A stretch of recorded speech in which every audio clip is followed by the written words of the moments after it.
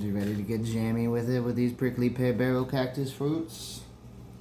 Alright, so we talked a little bit last video about the barrel cactus fruit. They look like little tiny pineapples under the desert. These things are kind of funky. So they're very sour. You can eat them raw, but people generally don't recommend it. They're also a little tough, as you can see. Alright, so they're hollow inside. They have black tiny seeds. The seeds, little bland, but apparently if you toast them, they turn it delicious. So you can think of these as a relation to dragon fruit. Dragon fruit is also a cactus. So if you think about the inside of dragon fruit, we're talking that white fleshy pulp that's very tart, and then lots and lots of black seeds. Lots and lots of little black seeds. And normally there's pulp inside of these. This one just seems dry. Very dry. So you have to peel them before you use them. That is a requirement.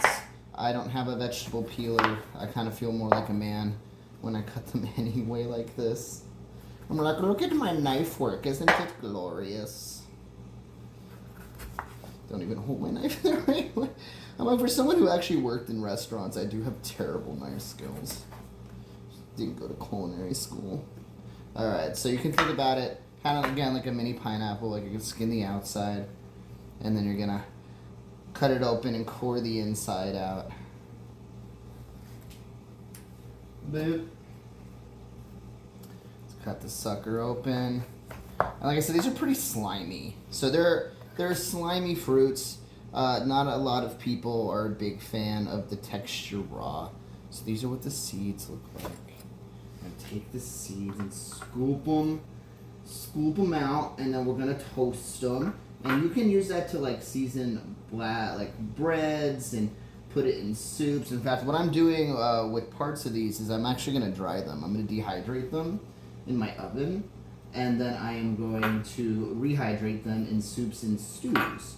And then I'm going to make jam, right? So, because they have a very tart lemony flavor, and when you dry them, it gets rid of that kind of mucusy texture.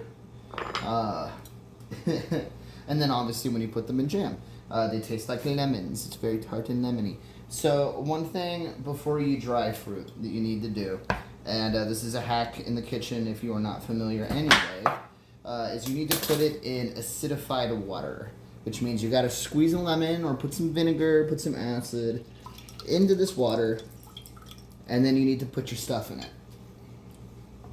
So what this does is it prevents browning. It also makes it easier to dehydrate. So if you can put lemon or lime on avocado to keep it from going brown, you can do that with apples. It's how they keep a lot of this stuff in the salad section fresh at the grocery store, right? So yeah, we're just gonna take these and we're gonna cut them into nice little chunky chunks, and then we're gonna dip them in our water. Those are very slimy, very, very, very slimy. All right, and I will do the rest of those later and come back and show you the final product. But do you guys want to get to the fun part? Are you ready? This is my ray gun. My ray gun goes pew pew. My ray gun needs a fork. My ray gun brings all the guns to the yard, and they're like, it's better than yours. Damn right. It's better than yours. I could burn you. But you'd have to be a cactus fruit. Alright. So with these tiny, horrible little death shards, you gotta burn them off. So when we're talking cactus too, like prickly pear pads are eaten traditionally here and in a lot of Hispanic cultures across the Southwest. It's covered in these tiny, very irritating, little thorns. They're called glockids. And it's got big old angry thorns. But glockids are the most irritating thing on the planet. And they get in your skin, like I was talking about. But in case you guys didn't know this fun fact, the red dye that we used to use and that we still use, it's called cochineal red, comes from the little beetles that live on this plant. And they crush them and they make red paste out of them and put it in your food and in your makeup. It's been used for a very long time as a pigment. You can, maybe if I'm wandering out in the desert and I find some, I'll smush it for you on the prickly pear pad, and you'll see how it turns blue because they hide in these little like cotton ball-esque areas on the prickly pear. But yeah, you gotta burn it. Gotta burn the motherfuckers down. Get out of here. So we've got our Glockets burned off. Get the stupid gross stems all up out of here. Yeah, come here. Now you're all crispy on the outside. Alright. And then we're gonna do the same thing that we did with the barrel cactus fruit. So we're gonna cut it open. Come here. After I play hockey with it. Oop. Oh, yeah. Gooey. That is very gooey. Okay, so this is what we're talking about with the goo. So those are the seeds inside. Again, it's like dragon fruit. And we're just gonna scrape these on out into this bowl.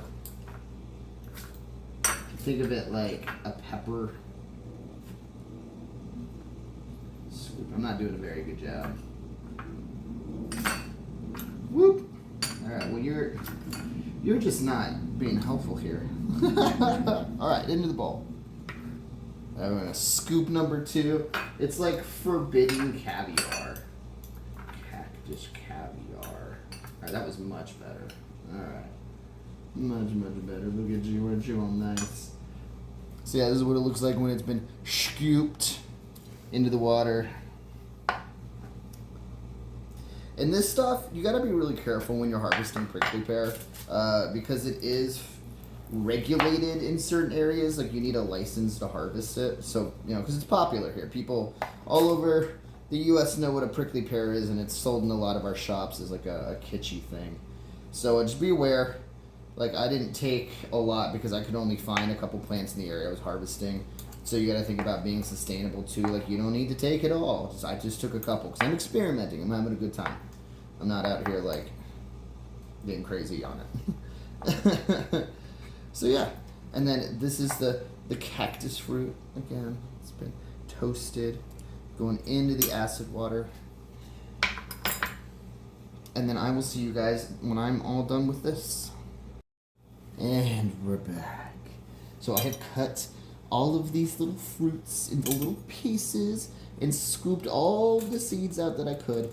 And let me tell you, these are some slimy things, slimy little monsters. So I was reading about them, and I've never had the barrel cactus before.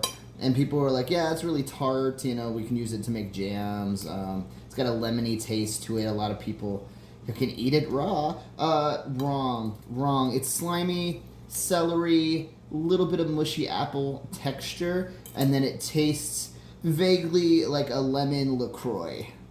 So it is a celery stalk covered in lemon LaCroix flavored snot. So thank God I put it in the acid, because again, you can use lemon juice to remove goop from things if you find them in the wild and they're goopy, because a lot of plants have a mucousy system in them to aid in their various plant things. So we are going to let this degoop for a bit, and then we're gonna get it out onto a tray and stick it in the oven for the next 8 to 24 hours from what I read online. But yeah, I can see how these could be good in soups, because it does add like a really nice tart flavor. If we're talking celery and once the mucus is gone, I mean, I could see how that works. And then I'm really excited for the prickly pear jerky that I'm basically gonna make, and then I'm gonna put that into a jam and make up more jammy jams. So yeah, I'll see you guys when these are done. Alright nerds, it's lab day. So we left off with the prickly pear fruit that I was dehydrating. Oh, it's so delicious looking. I don't know about this. I'm gonna eat it for science. I'm gonna put it in a soup today. We're doing mesquite feasting. But yeah, that's the final product. I probably should have gotten more, but this is a serving for one. We'll see how that turns out.